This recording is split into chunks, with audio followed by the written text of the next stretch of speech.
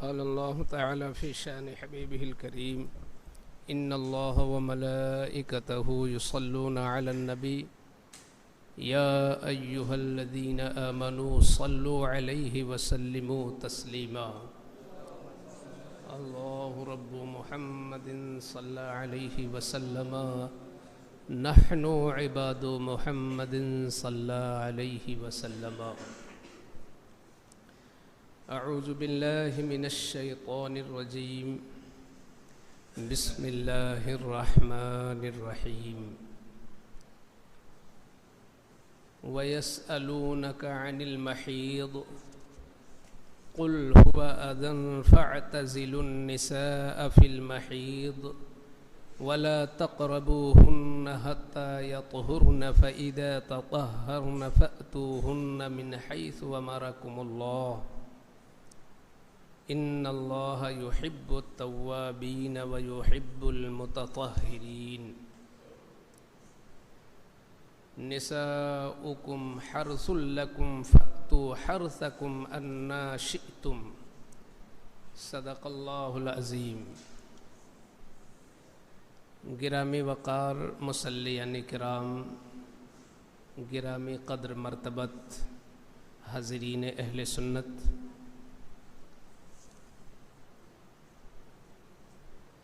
آج جس آیت کا درس ہونا ہے اس آیت کے اندر کچھ مسائل بھی ہیں، اس لیے آپ لوگ توجہ سے سنیں اور ان مسائل کو یاد کر لیں اور اسے محفوظ رکھیں، دوسروں تک بھی پہنچانے کی کوشش فرمائیں۔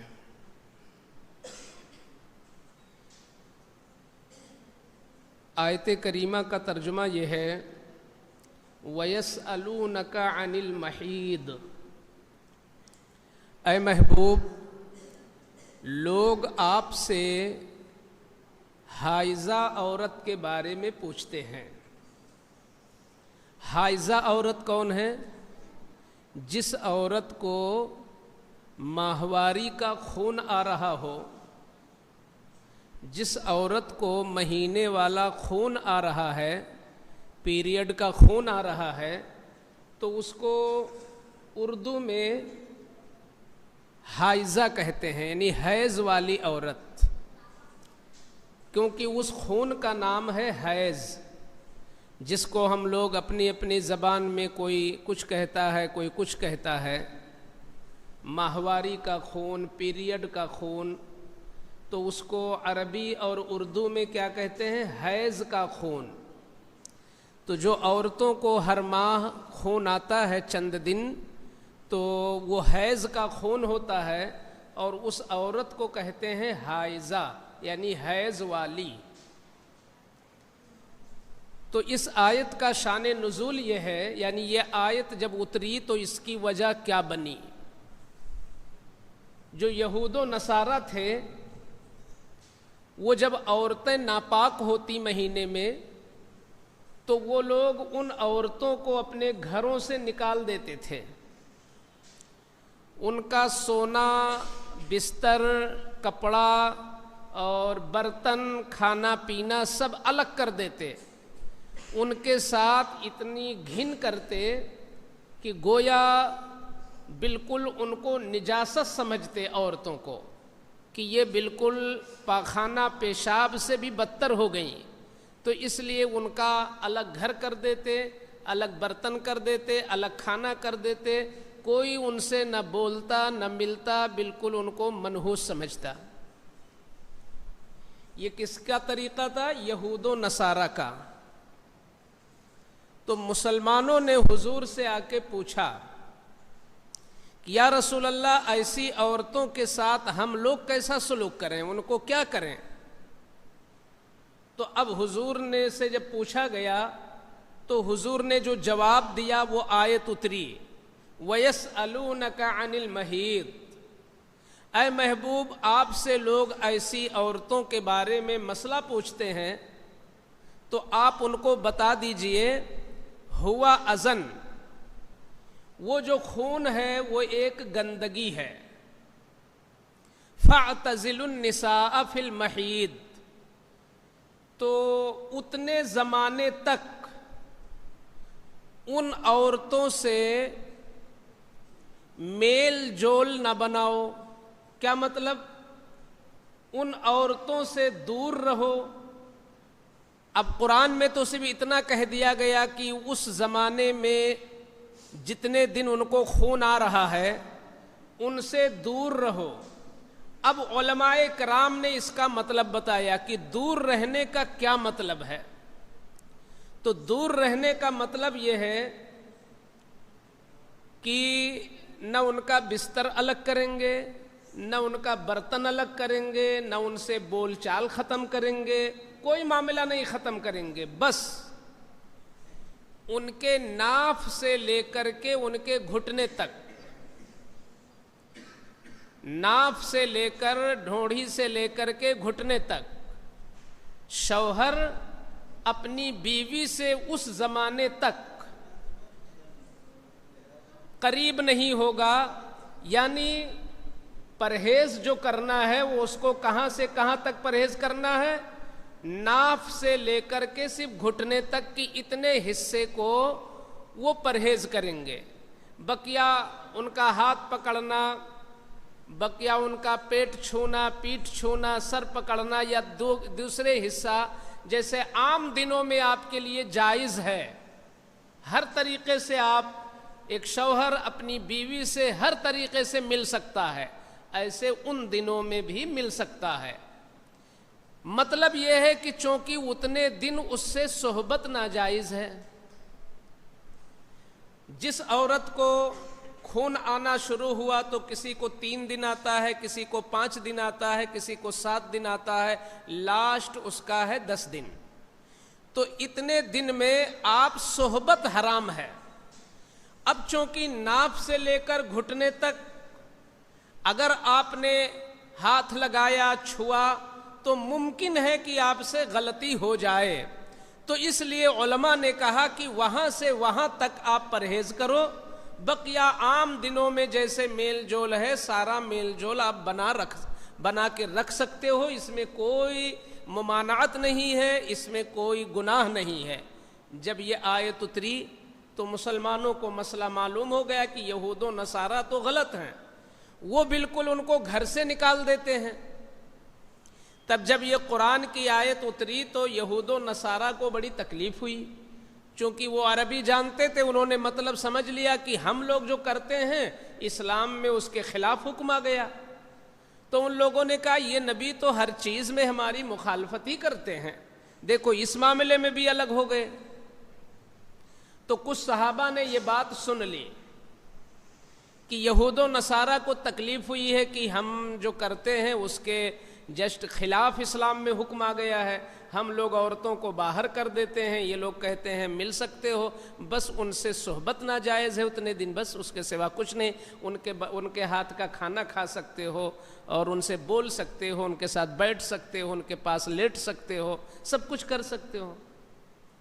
تو صحابہ نے جب یہ سنا تو حضور سے عرض کیا کہ اگر وہ لوگ ایسا کہتے ہیں کہ وہ ہماری مخالفت کر رہے ہیں تو کیا ہم لوگ پوری طرح اور مخالفت نہ کریں، اور مخالفت کریں، لاؤ صحبت بھی کریں اس حال میں؟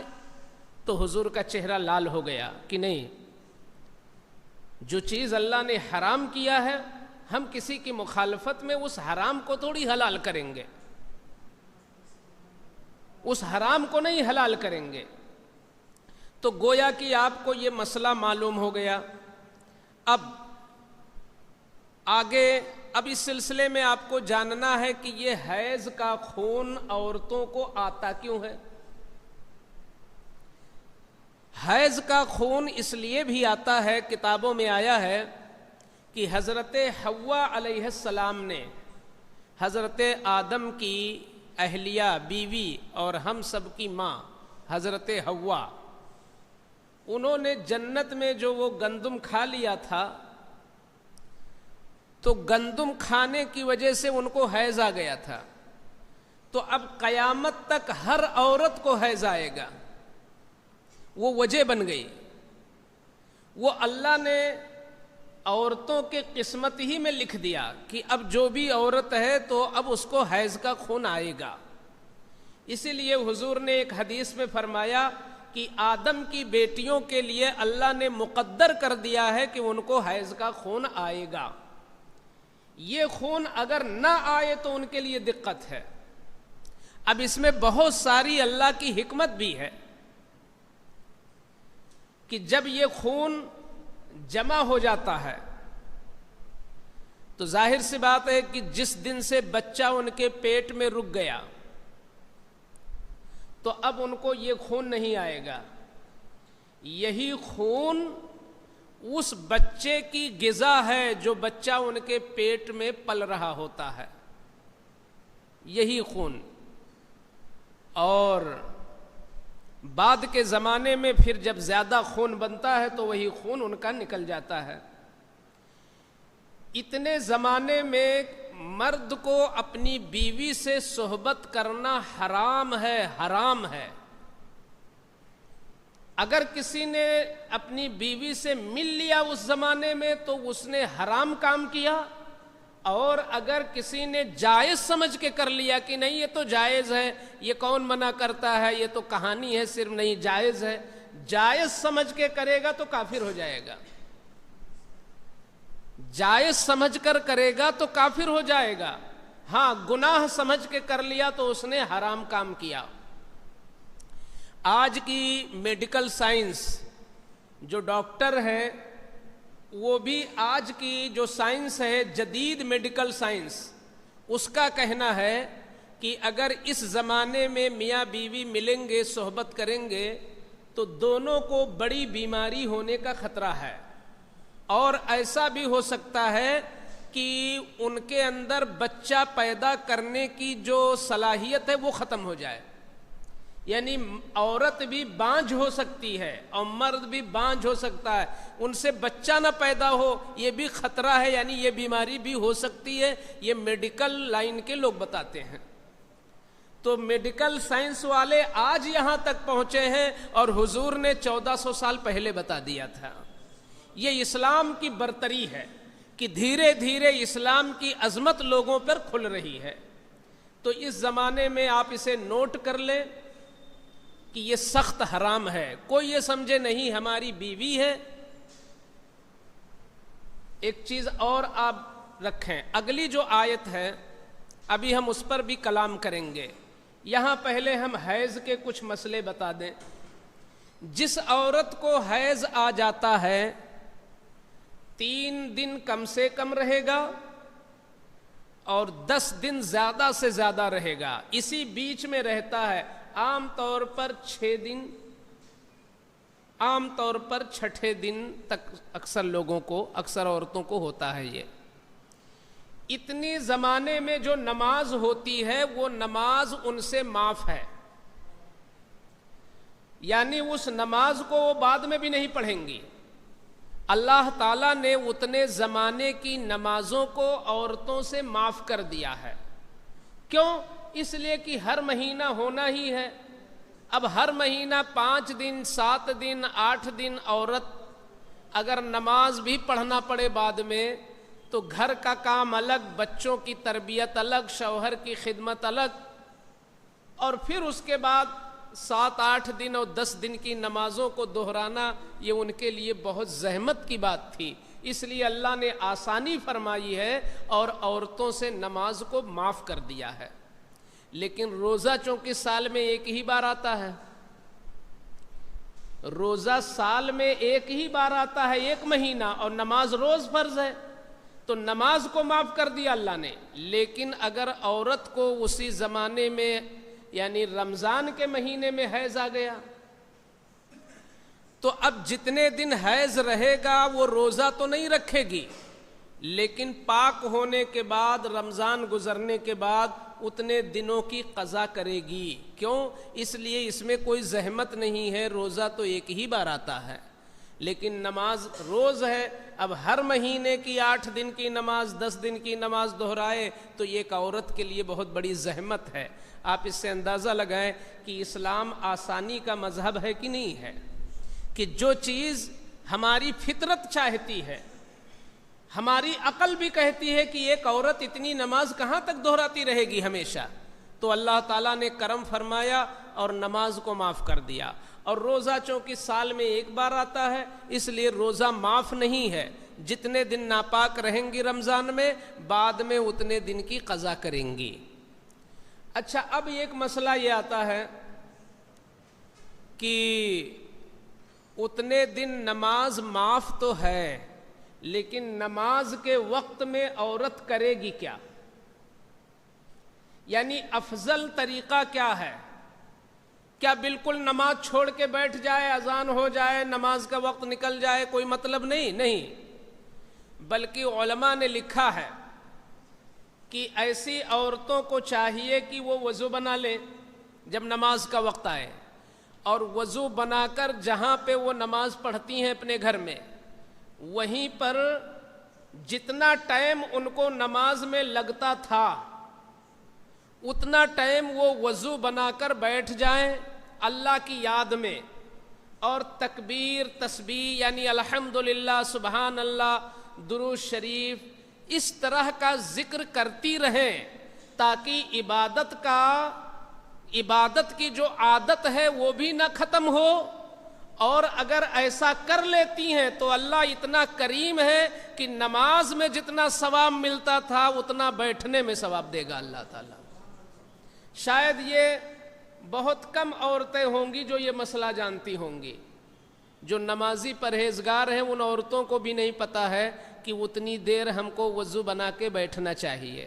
تو فجر نماز معلوم ہوا 10 منٹ میں پڑھتی ہیں تو 10 منٹ بیٹھ جائیں، ظہر نماز 15 منٹ لگتا ہے تو 15 منٹ وضو بنا کے بیٹھ جائیں، اور صرف بیٹھی نہ رہیں، سبحان اللہ، الحمدللہ، کلمہ، درود، کیونکہ یہ چیزیں دعا ہیں، اور دعا ناپاکی میں بھی پڑھی جاتی ہے۔ ناپاکی میں آپ قرآن نہیں پڑھ سکتے ہو، لیکن درود شریف پڑھنا ہے، کلمہ پڑھنا ہے، تسبیح پڑھنا ہے، تو آدمی اگر ناپاک بھی ہے تو بھی ان چیزوں کو پڑھ سکتا ہے دعا کی نیت سے۔ یہ قرآن کا صرف حکم ہے کہ بغیر وضو بنائے ہاتھ نہیں لگا سکتے، اور آپ ناپاک ہیں تو زبانی بھی نہیں پڑھ سکتے، یہ قرآن کے لیے ہے صرف۔ یہاں تک کہ اگر قرآن کی مثلاً الحمد شریف ہے، یہ ہے قرآن، لیکن کوئی دعا کی نیت سے اس کو پڑھ رہا ہے وہ قرآن کی آیت مگر اس کو دعا کی نیت سے پڑھ رہا ہے تو پڑھ سکتا ہے، کیونکہ نیت تلاوت کی نہیں ہے، نیت دعا کی ہو گئی ہے، اور نیت پر سارا دار و مدار ہوتا ہے، سارا دار و مدار نیت پر ہوتا ہے۔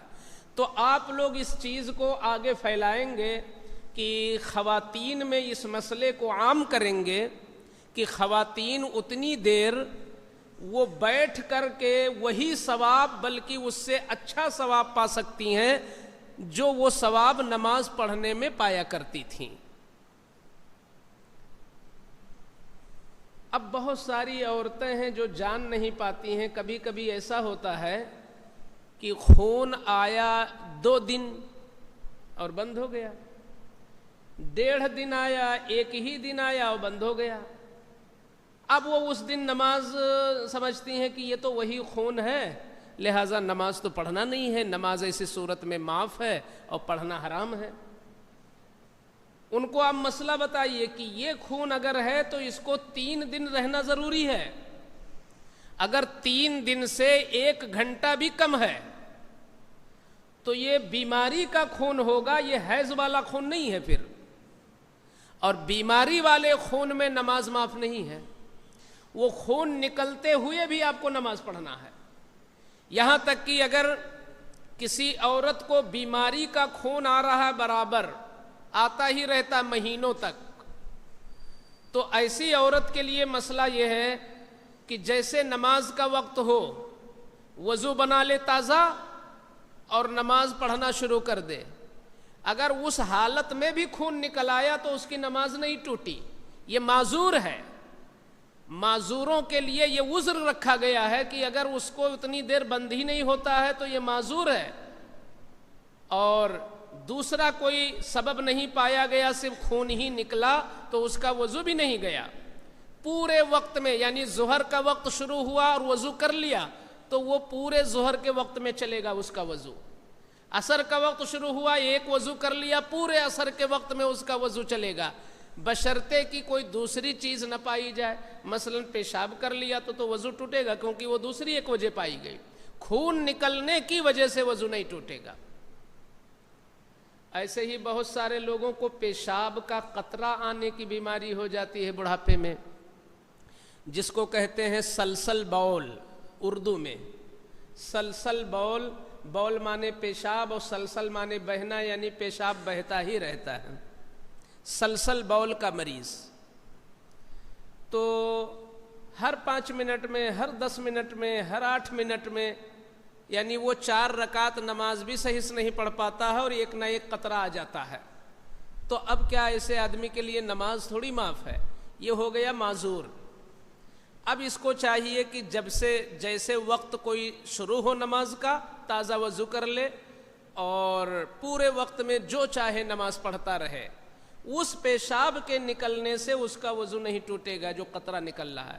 ہاں، ہوا خارج ہوگی تو ٹوٹ جائے گا، پلٹی ہو جائے گی، یہ دوسری ایک وجہ ہے. پلٹی ہو گئی، منہ بھر کے پلٹی ہو گئی، یا کہیں پہ خون نکل آیا، یہ ایک الگ وجہ بن گئی. کوئی دوسری وجہ پائی جائے گی تو وضو ٹوٹے گا، لیکن اس پیشاب کے قطرے کی وجہ سے وضو اس کا ٹوٹنا نہیں مانا جائے گا اور پورے وقت میں اس کا وضو باقی رہے گا. اس کو کہتے ہیں معذور شرعی.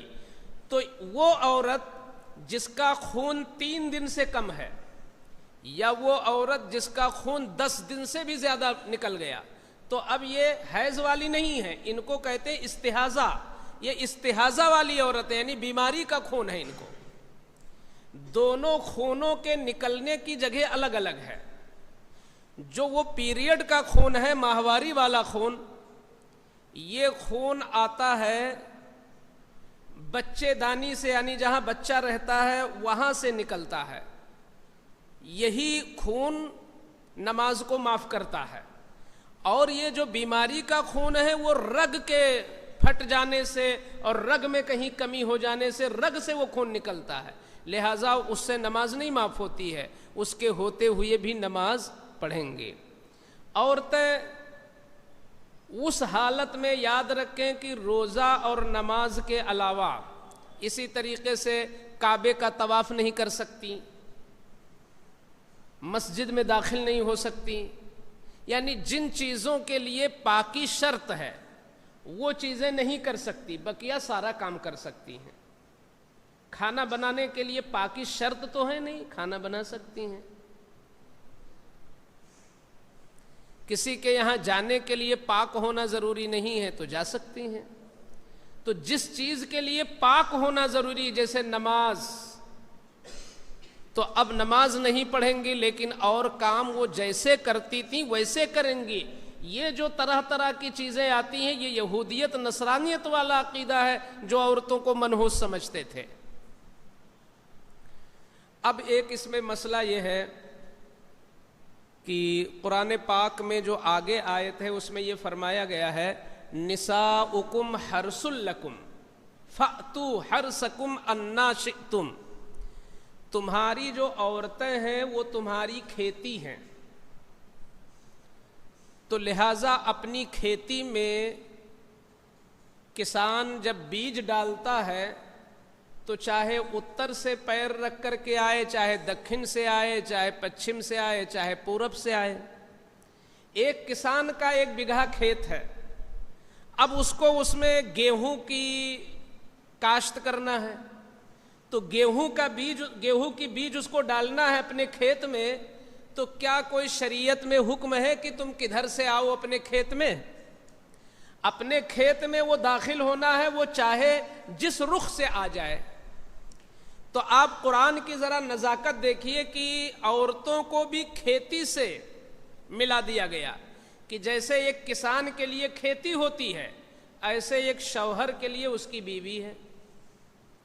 تو آپ اشارہ سمجھیں کہ ایک کسان اپنی کھیتی میں چاہے جدھر سے داخل ہو، تو ایسے ہی ایک شوہر اپنی بیوی سے صحبت چاہے جس طرح کرے. اس سے کچھ لوگوں نے معنی غلط سمجھ لیا. معنی یہ غلط سمجھ لیا کہ صحبت چاہے جس طرح کرے کا مطلب یہ ہو گیا کہ چاہے پیچھے کے مقام سے کرے چاہے آگے کے مقام سے کرے. یہ اس کا معنی ہرگز نہیں ہے. اس کا مطلب یہ نہیں ہے کہ چاہے تم عورت کے پیچھے کے مقام سے صحبت کرو چاہے تم آگے سے صحبت کرو، یہ دونوں جائز ہے کیونکہ وہ تمہاری کھیتی ہے. یہ مطلب لینا جہالت ہے. اس کا مطلب اس کا یہ ہے کہ صحبت تو تم کو آگے کے ہی مقام میں کرنا ہے، لیکن کرنا کس طرح ہے صحبت یہ تمہارے اوپر ہے. صحبت کس طرح کرنا ہے، کس انداز میں کرنا ہے، بیٹھ کے، لیٹ کے، کھڑے ہو کے، یہ تمہارے اوپر ہے، لیکن صحبت ہونا ہے آگے ہی کے مقام میں. لہذا وہ آدمی اس سے عبرت لیں جو لوگ اپنی بیویوں سے پیچھے کے مقام سے ملتے ہیں، وہ سخت حرام کام کرتے ہیں، سخت حرام کام. ایسے شخصوں پر قرآن میں لعنت بھیجی گئی. حتیٰ کہ ایک قوم گزری ہے قوم لوط. تو قوم لوط چونکہ مردوں کے ساتھ ایسا کام کرتی تھی تو اللہ نے ان پر عذاب نازل کر دیا تھا، اور وہ قرآن میں موجود ہے ہمارے آپ کے سبق کے لیے.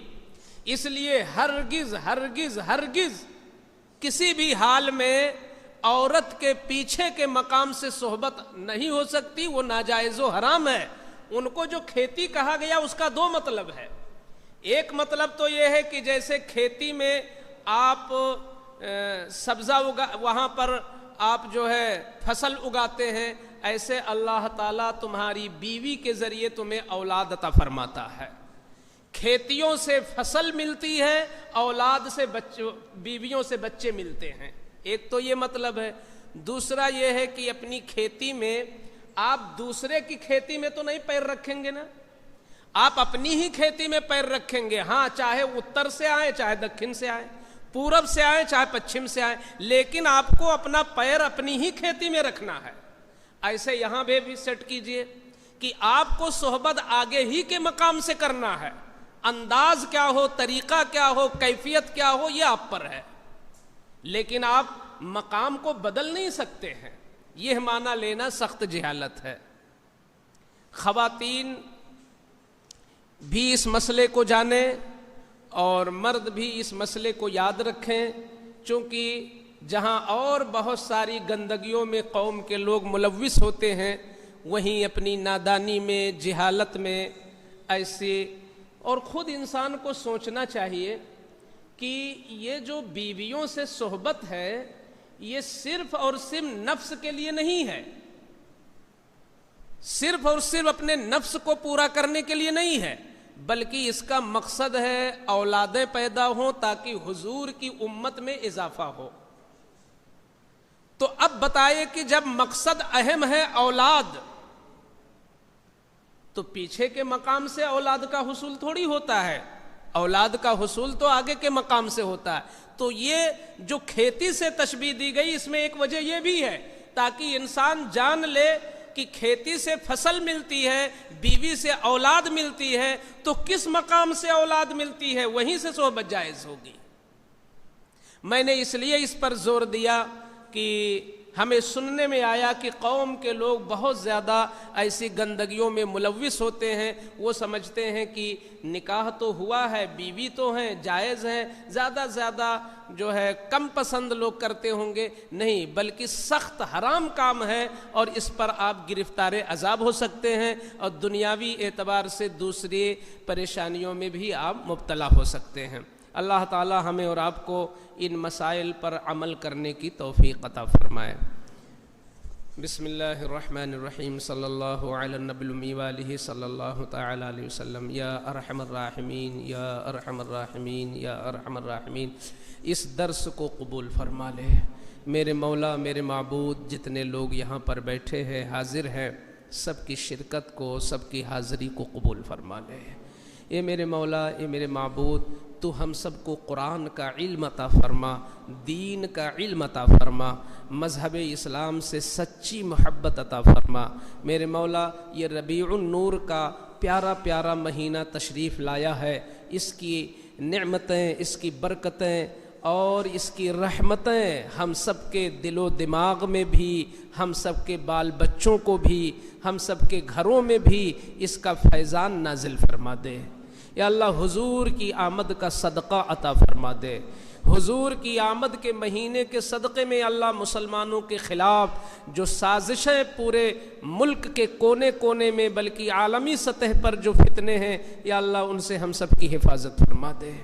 وصلی اللہ تعالی علی خیر خلقہ وعلی آلہ واصحابہ اجمعین برحمتک یا ارحم الراحمین بحق لا الہ الا اللہ محمد